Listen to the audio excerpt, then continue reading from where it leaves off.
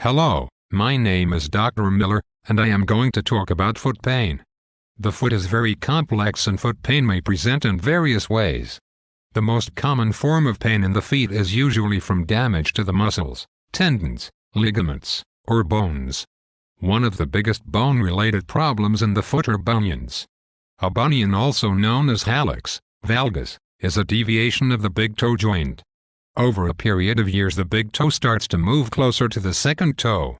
At the same time, the bump on the inside of the foot gets larger. Eventually, the great toe joint becomes arthritic and begins to hurt. A common misconception is that poor fitting shoes cause bunions. While a high heel and narrow shoe will aggravate the formation of bunions, bunions are caused by abnormal function of the foot in walking. That is why the tendency for bunion formation is inherited.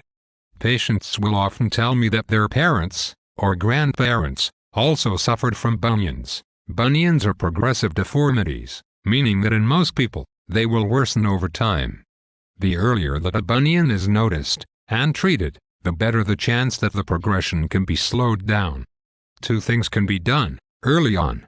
One is to wear a more conservative shoe, which translate into a lower heel and wider toe box. The second part is to better balance the foot and gait. Most people develop bunions as a result of the foot over-flattening out. This is called pronation.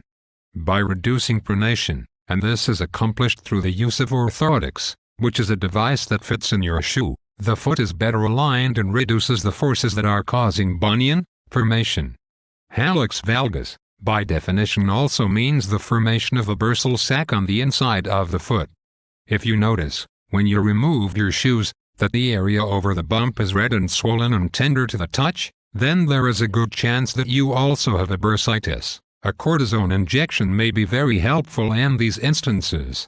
If conservative treatment does not eliminate the pain, then surgery is often the only answer. It is important to note that not all bunions are the same.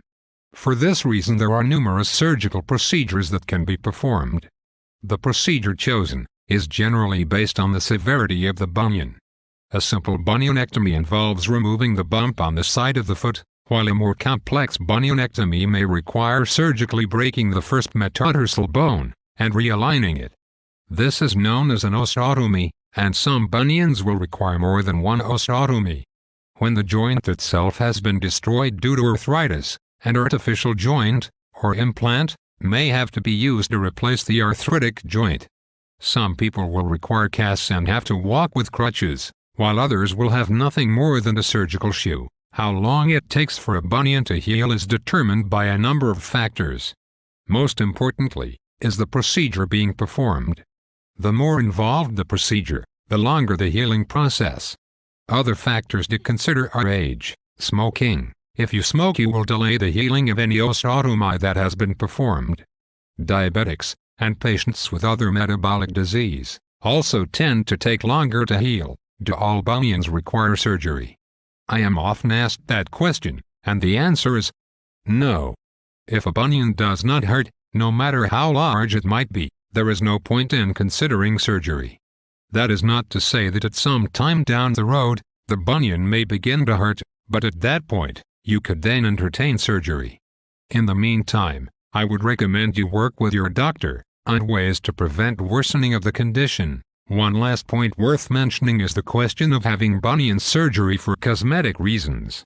The problem here is that many people are not aware of some of the potential complications involved in bunion surgery.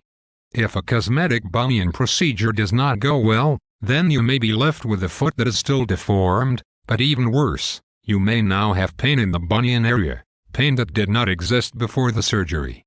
My best advice to anyone thinking about bunion surgery: always get a second opinion. These are elective procedures and there is no urgency in having the procedure right away.